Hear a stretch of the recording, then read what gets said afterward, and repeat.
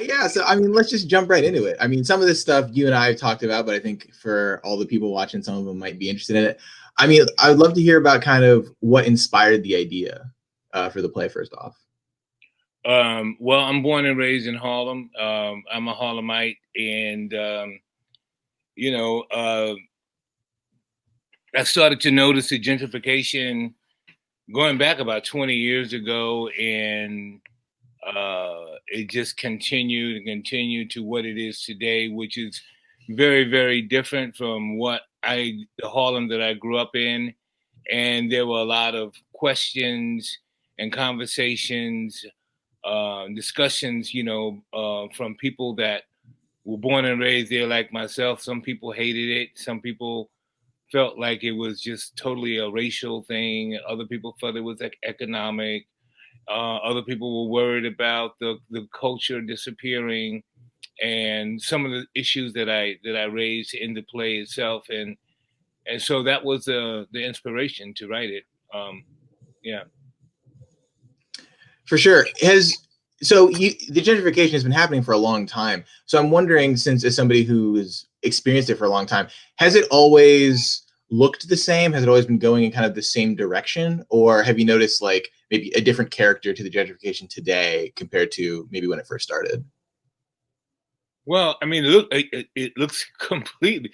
I was in New York back in the fall, and even before that, though. And Sunday morning was a prime time for Black folk in Harlem, because Sunday morning is when all the church ladies went to church, and that's what you would see on the street. It's like Black people going to church, and now on Sunday morning, literally, there's like 50% of the people that are out on the street are white, and it's just a different look, a different feel, it's a different place. It's not the same, Mm. and I pass no judgment on that, whether it be, good or bad or whatever, but it's just surely different. Yeah. Absolutely. Yeah. I mean, that's something that we talked a little bit about before, and I think it's so interesting is that you don't maybe take a a hardline stance condemning or approving of gentrification or anything like that. You're really capturing a community and how it feels in flux. Right. Yeah, I'm wondering like what was that difficult? Like, how did you balance that? Right, like it's because I think the perspective is very well balanced, and I'm wondering, as you know, a Black original resident, how you sort of got in the heads of the gentrifiers and presented them sympathetically. Well, I had to take myself, with most of my work. I had to remove my my emotions from it, and just kind of look at it from the other perspective, and that perspective comes from my interaction with people from that of other races, of other genders, and and the fact that I try to, in my personal life, I try to embrace everybody, and I heard things and I hear things, and I've had discussions, and oh, okay, so that's how you're feeling about this, so let me put this into play, and I didn't make anything up. He's like, there it is. No, definitely. Yeah, I feel like we do get kind of the full spectrum of of these people. I'm wondering though about kind of what you have seen, which is that like, is there any aspects of gentrification that like you liked, but maybe or like you wanted to talk about rather, but you couldn't fit in the play for whatever reason? Is it uh, like no, go ahead. oh, like I'm thinking about your church ladies example because that I think is so interesting. Is like, yeah, what is waking up Sunday morning in the neighborhood look like being so different? I'm wondering if there's anything else like that that you like um were that they like is an image or a story or something like that that compels you, but like it didn't fit into the metaphor of the drums. um, hmm.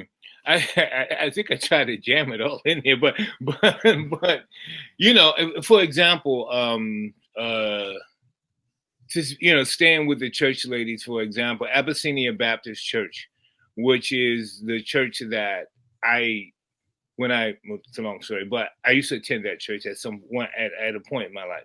And there were always busloads of white people that would come in and could go to that church. It was a famous church. Adam Clayton Powell, was a minister there back in the 60s, and his father before that. And it got to a point where there were so many white people coming to that church that the minister, Calvin Butts, had to restrict the number of white people that came into the church so black people could have seats. So now and today, they make the white people wait until a certain number of black people get into the church, and then they reserve a number of seats for everybody else. Because that is kind of a microcosm, but an example of takeover, the takeover that's happening, but as I stated in the play, it's not, gentrification is not all bad. I think there's a natural evolution that happens, where you have people of different cultures and nationalities and races and being able to interact with each other, sit at an outdoor cafe and talk to somebody from a different culture, different country, and have roots from different places. And that's where, as humans, that's where we grow and we learn. And that's a way of disseminating racism and all that. So, because, one of the biggest problems when it comes to the R word is that we don't know each other. We don't get a chance to interact. We're not living next door to each other. You're not my neighbor, so I hate you. You know what I mean? And so but then you have the other issue with the economics, where only people with that have a certain bank account or a certain type of job or profession can live in the neighborhood now, and that's problematic, because then we have people that have been displaced, and where do they go, and and all that. So absolutely, yeah. I mean, I think that also, yeah, a neighborhoods naturally evolve, right? Like, I think you do a great job of talking to us about like kind of Black migration within New York City in the play, and also like what Harlem was before and what it is, and what it is now and what it is going to become. But I think you also do give us like a nice warning too, but with I think your Mr. Nestinghouse character, right? Like, who owns the buildings?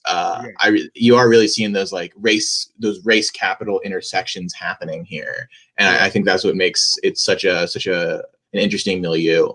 So, kind of on that tip of like gentrification, some pluses, some minuses. I'm wondering if you have like a favorite new thing you like about like the way Harlem is now, and a thing you miss the most.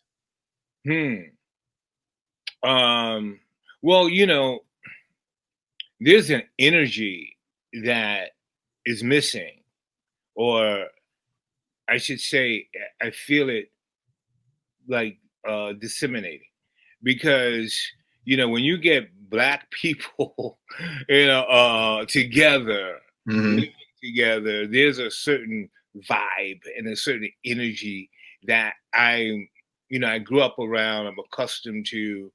I used to say, as an adult, when I would leave New York City to go traveling, I didn't feel like I was home, even though the plane would land in LaGuardia or Kennedy Airport, but I didn't feel like I was really home until I went up to Harlem and kissed the ground and felt that energy, that Harlem energy, and the smell, and heard the sounds, the music of Harlem, and then I thought, I can breathe. I'm home now, and then I can go anywhere I wanted to go in New York City. But I had to do that first. But now it is still there, because there's a recognition, that my body and my senses have, but it's different. It's not as full as it used to be. I definitely feel that. Yeah. I mean, I was living in I live in Austin now, but I was living in Crown Heights for a while. And as that neighborhood is still in the process of getting kind of whiter and whiter, there's it's hard to put your finger on it, but you lose something. Like there's just this like there's an energy. I know exactly what you mean. Yeah. But is there anything about New Harlem that you're like, well, we didn't have this when I was a kid. It's pretty good. Oh yeah, well, all the amenities, like in the play they talk about. I love the fact that Whole Foods is there on 25th Street. It's like great food there, and I love the restaurant. I love the outdoor cafes. I love all of that. I do. I like it. I'll be lying if I said I didn't. But we could have had that before though, and Mhm. you know, and it is actually safer than it's ever been. Crime has gone down because because white people have moved in. There's a heavier police presence, and 116th Street used to be a hellhole. Now, you come out of the subway system and there's police right there, and that wasn't there before. So yeah, it's like pros and cons, all the way. Um, yeah. Absolutely. Yeah. So in the play itself, as I've said a couple of times that you have like such a diverse milieu. What were the hardest characters for you to kind of get in the mind of? Like who gave you the most trouble? Mm, um, I don't know if any of them were that hard. All right. No, they all spoke to me, and I had reference because I mean, writing wise, I probably Mr. Jenkins because he had so much information to disseminate, and it was like, how to do that and keep it as if he's not being preachy or whatever, just in conversation, you know, and the recognition is that I don't know. I know for me, I have had those mentors or those sage type people, and I've just sat in the room and just listened to them talk, and so that's where Jenkins came in. But I wanted to make sure that he just was not, sounding like a professor, but like a guy that's just imbued with all this information. Absolutely. Yeah. I mean, it's a trope, but some Negroes are magical. Yeah, right. Well, But absolutely. Yeah. I'm just thinking, yeah, I think that like, I mean, I'm a writer myself, so I feel like I have, I think about it. I always find either the character who says the thing you want to be saying sometimes is the hardest, or sometimes like the exact opposite is. So it's, yeah, I feel you. Like Jenkins is saying a bunch of really wise stuff, but how do you, make it not didactic? I totally feel that, and I think that that's something that he feels like a character. He has some conflicts. I feel like I care about his journey and his ultimate, transcendence. yeah. Thank you. Absolutely. So I have a couple more questions, but I want to be able to have like anyone who is in the audience who's stuck with us, and thank you for doing so. Ask any of their questions. But Phil, if you can hear me, I can't. I don't have YouTube and StreamYard both open because they give like a weird feedback loop. So if if there's any way that you could get like any audience questions, you have them and just shoot them over. That'd be amazing. Take care of it. Yeah. Okay. Thank you so much. But in the meantime, one character that we talked about her as well when I had a conversation, but I really think that it's a unique perspective that I do think is worth sharing is about Kyla. And your perspective, you have an interesting idea of how millennials and Gen Z conceive of race. And I was wondering if you could kind of talk about where she came from and kind of how you developed that into a character. Well, that was very interesting because I had a few experiences being in Harlem and going to some cafes and stuff, and it seemed like all the servers and even a couple of the owners of the cafes were these biracial millennials, and they seemed as a group to be, in a different place, and I mean, I did get some, I guess, attitude or whatever, and probably that is also, I could put a lot of that on. I could take a lot of my half of that as well, because I'm born and raised in Harlem, and I have a sense of ownership to it, And when I walk into a place that didn't treat me that way, it's like I was the foreigner. I was like, well, no, I'm not the foreigner here, and I belong here, So it was a little bit of that, and then it was.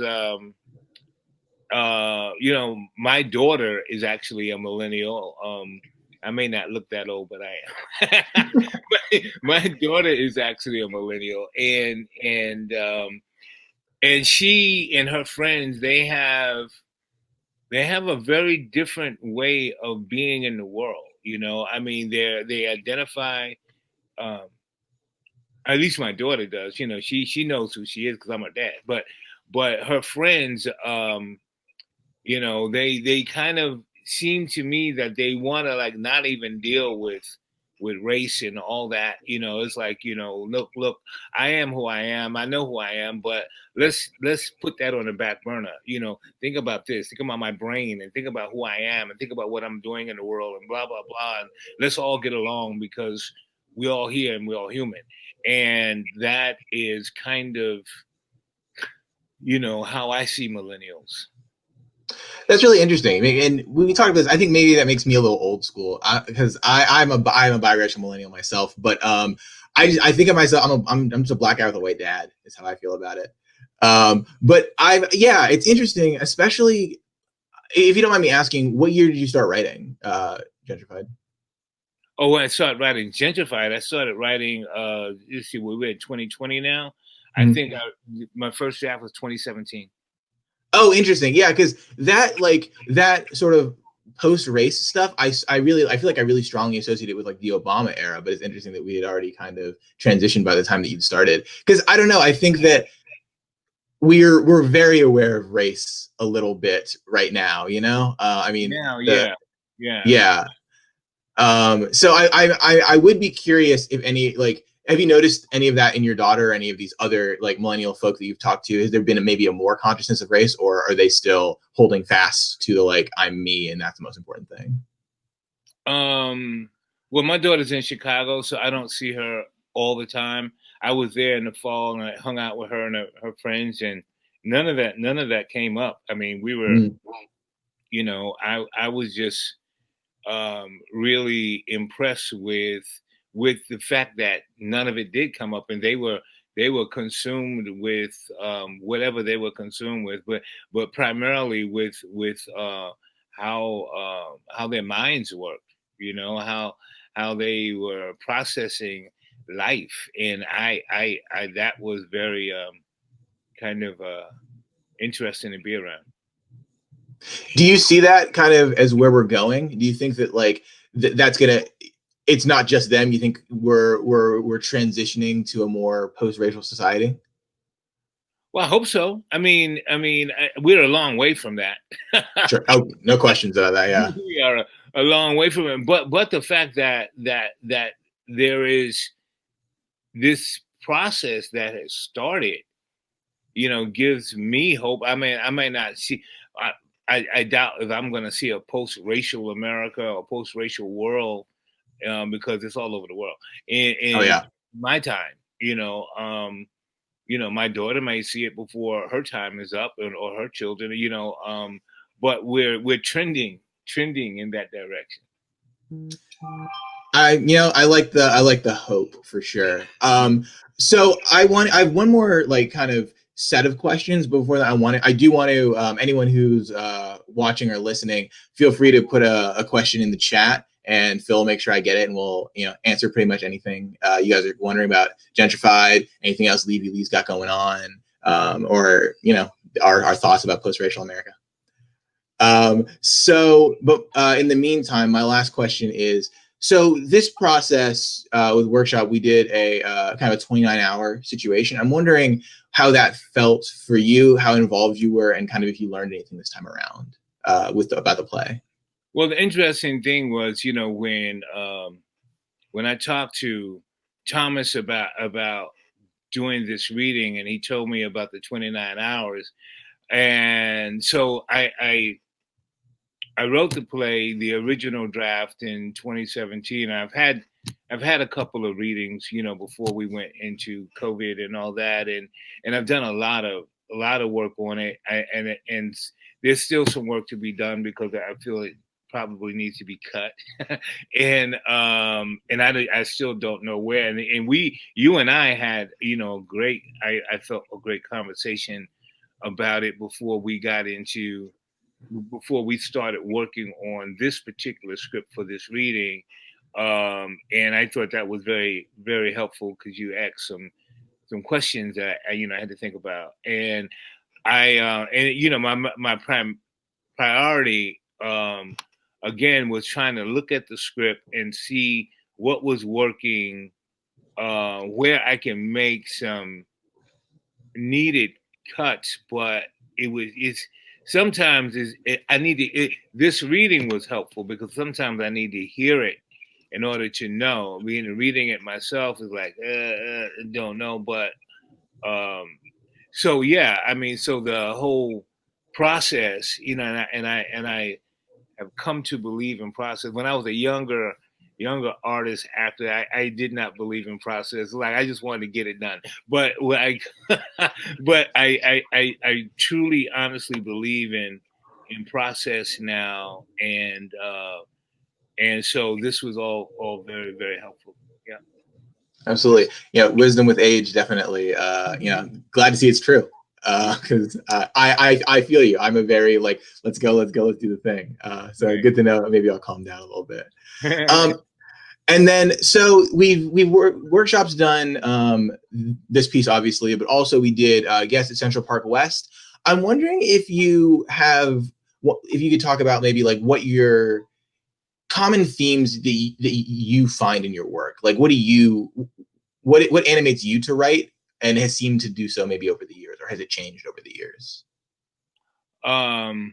Yeah, that question is interesting because I like to feel like, I call it having my finger on the pulse, and feeling what the universe is sending to me, because sometimes it's not about me thinking up, oh yeah, I want to write about this. Sometimes it's just observation, and something comes to me, and it's like, and then I'll just intuitively know, okay, this is where I need to go, or if something is weighing on me very heavily and I want to give voice to it. A lot of my work is politically charged or socially relevant, and I kind of exist in that ballpark, and things come up, and how they come, I really can't put my finger on it, and I actually don't really want to know. Oh yeah, okay. Let the muses figure all that out. Whatever comes to me, comes to me. I gotcha. Like, hey, just let it happen. And I'm sure Danny probably mentioned this last time, but like sometimes the zeitgeist hits you and then it comes back around, like with the statue in Central Park West that they're now getting rid of. Well, so that's been happening. I wrote a play called The Last Revolutionary, which also have a feature film, and in that piece, I write about the white supremacist militia making a stand and coming out to take over the government and blah, blah, blah. And then all of a sudden, we have them, conspiring to take out a governor in Michigan. And it's like, I wrote about that. I wrote about that, Yeah. I wrote about the statue and guests at Central Park West. So again, finger on the pulse, and sometimes it just comes to me, and I got to be open to receiving it when it comes.